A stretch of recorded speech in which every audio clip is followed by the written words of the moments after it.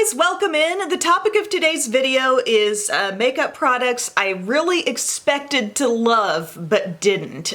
So kind of some letdowns here. Sometimes when I do videos like this, somebody will say, you didn't seem like you were in a very good mood. And usually it's because it amounts to me talking about certain aspects of products that I just didn't like. But no, I'm in a fine mood. These are some things that just did not work out how I thought they would. Several of these things I received in PR, and some were things that I sought out to buy myself. So I really did have high hopes here. And just to let you know at the start what's on my lips, I'm wearing this from M Cosmetics. It's one of the lip clouds in the shade Evening Primrose. I love this bright but kind of rich pinky shade. And also I was kind of happy with the foundation look today. I pulled out my Catrice HD liquid coverage. I wear that in the shade Sand Beige. So that's what we're working with all over. And I think I'm going to kick things off here with what turned out to be, I think, the biggest surprise. It was something that I bought right off the bat once I saw this was available. I was so into it because it combined like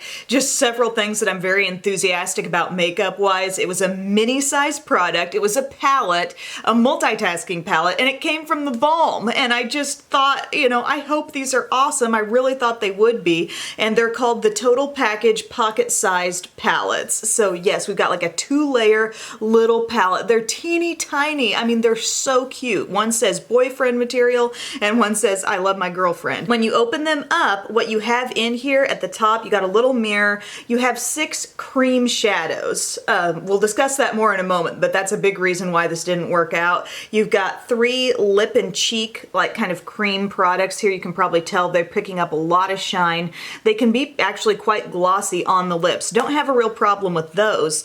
And I do really like here at the bottom, you've got a duo of cheek products. In this one, they're giving you blush and bronzer, and in the other one, it's blush and highlight. Let's just pop into this one called Boyfriend Material real quick. As you can see, you've got a selection of cream shadows here, which could also be liners. I should point that out because even in this one too, you've got like a couple of really deep dark ones. This one has a black and like a shimmery brown. This one has a black and brown, and then like 4 different cream shadows. These in this one called I Love My Girlfriend, it's got, I'd say, a little bit cooler option. You got a plummy one, a gray, a couple of shimmers there. Over in the other one, things get a little bit warmer, more like golden and coppery. And also you've got your 3 lip colors. Here, one is nude, one is coral, and one's berry. And over here, I'd say one's red, one's kind of a neutral rosy shade, and one's just a medium pink. And also there's the highlight and the blush underneath here. I think the Balm does an amazing job with their powder products. So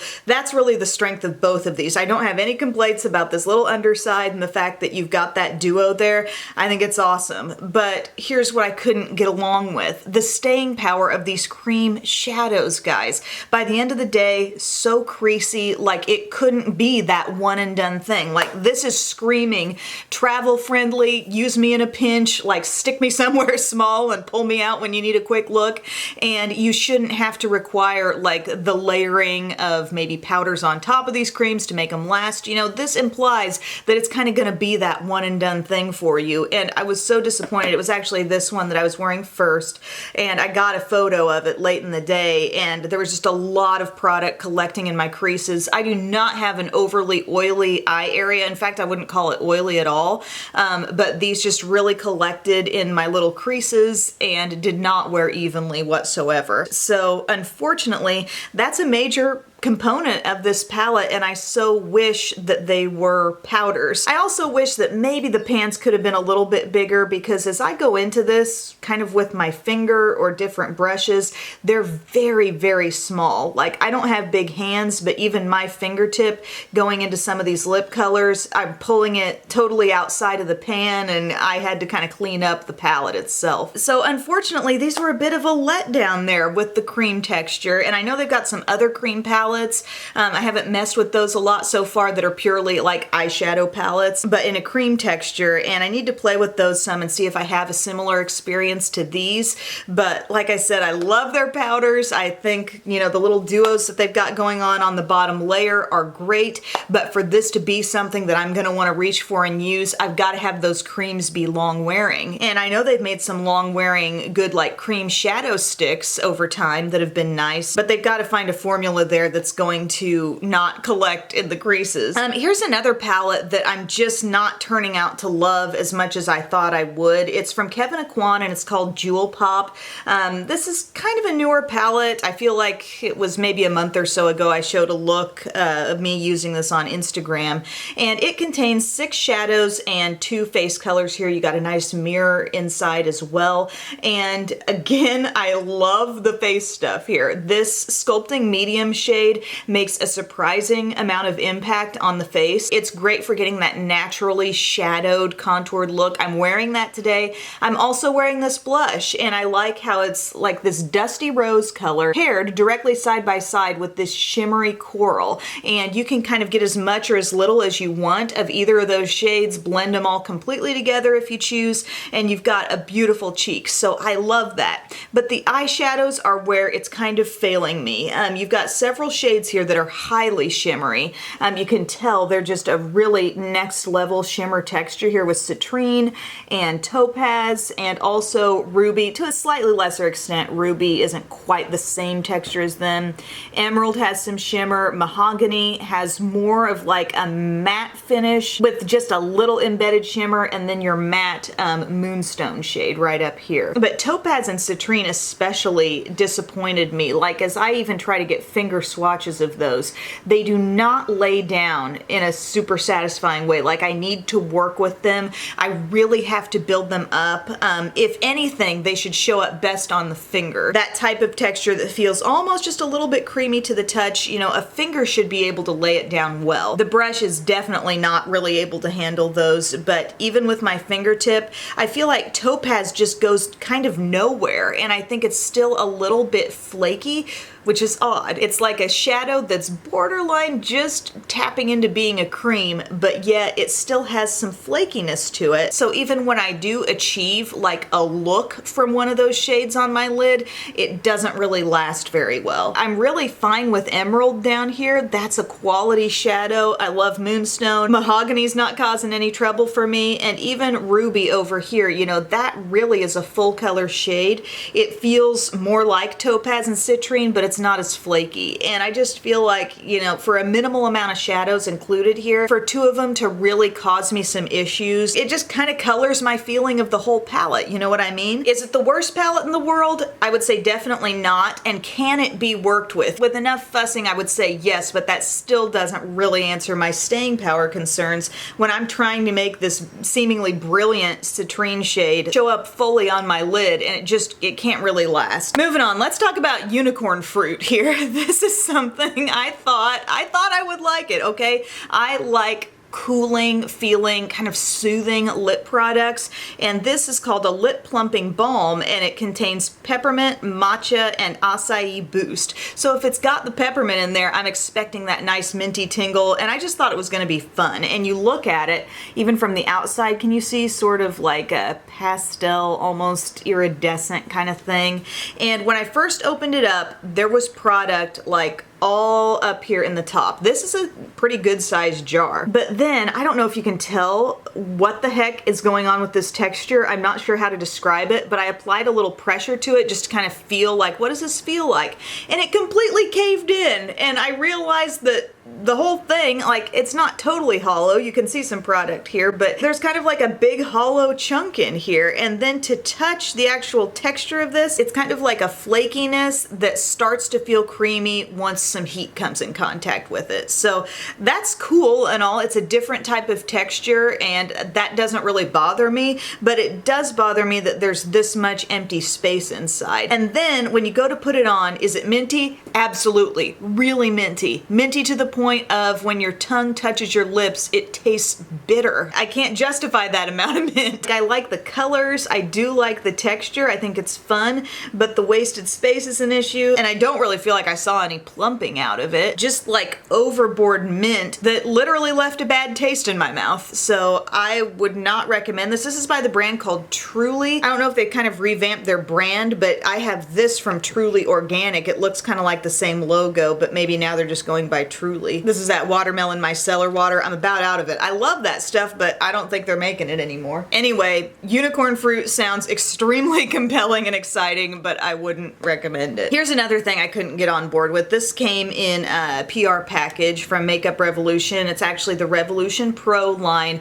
and they have this thing called a highlighting potion, and it's sold in a box, and it's really weighty. It seems like kind of a deluxe product, and I have it here in the shade Rose Quartz. I will say though, when you really get to looking at it, there's a lot of wasted space here on this packaging. Like, it's a thick glass bottle, but I thought I might enjoy this because I feel like Revolution has done a really good job with just the liquid highlighters that are sold in the Makeup Revolution line. You know, that one in champagne that I've raved about for, I don't know, well over a year at this point. I think it's gorgeous. It's a great texture. I like how it blends into the skin, but it doesn't stay tacky, and it just looks super radiant. And there's a whole bunch of different shades in that range.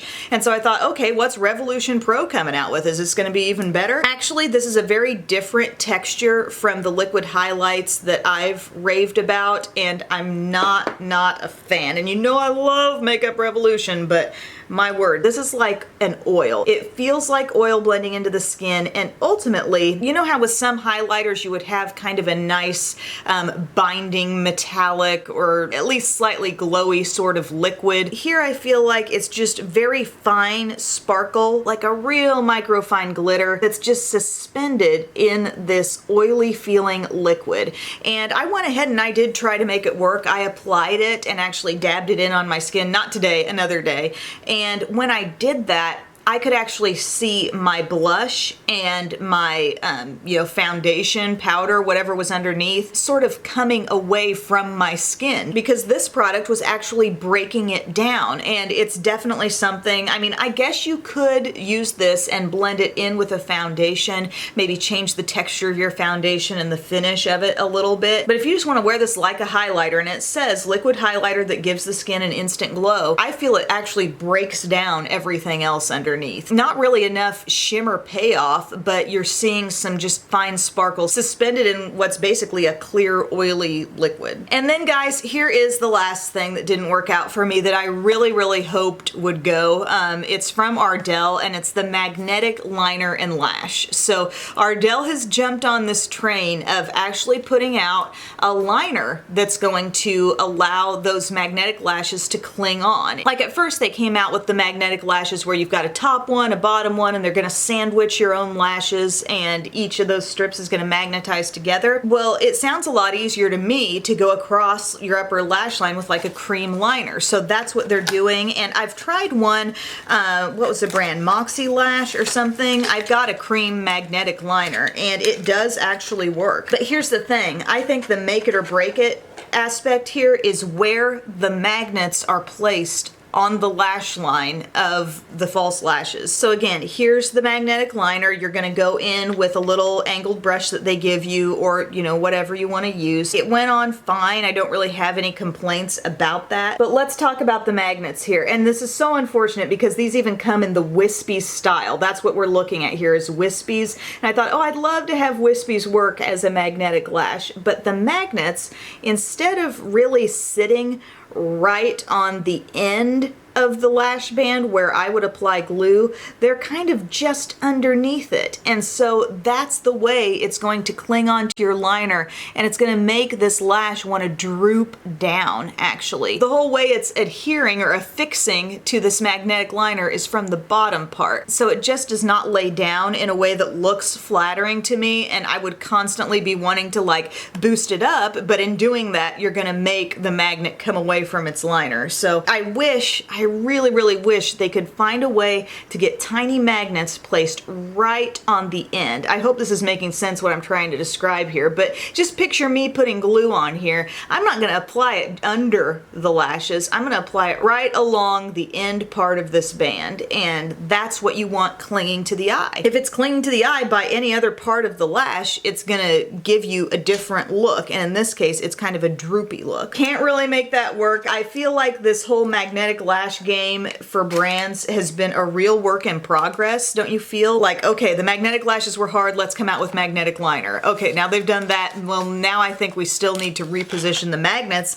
so they actually cling in a way that's flattering to the eye. I've got some other kinds of magnetic lashes that maybe I need to give another look to and see where the placement of the magnet is, and maybe I could make those work on this Ardell magnetic gel liner, but these just don't look so good. So guys, that's all I've got to crock about right now. Those are the products that I just really had high hopes for. I mean, those little palettes from the Balm, you know how I feel about mini stuff and you know how I love the Balm, so that was disappointing. The Kevyn Aucoin palette, I love Jewel Tones. The Jewel Pop I thought would be great. Not so much. Unicorn Fruit, a minty cooling lip balm. No. A liquid highlight from Revolution, given the fact that I've already loved their other liquid highlights, but that was a no for me. And then, like I said, Wispies in magnetic form sound great, but they just didn't pull it off. So thank you everybody for your time. I hope you enjoyed this video. I'd love to hear in the comments section, are there any products that you just went into with the best of intentions and the highest of hopes and it just ended up failing you in some way?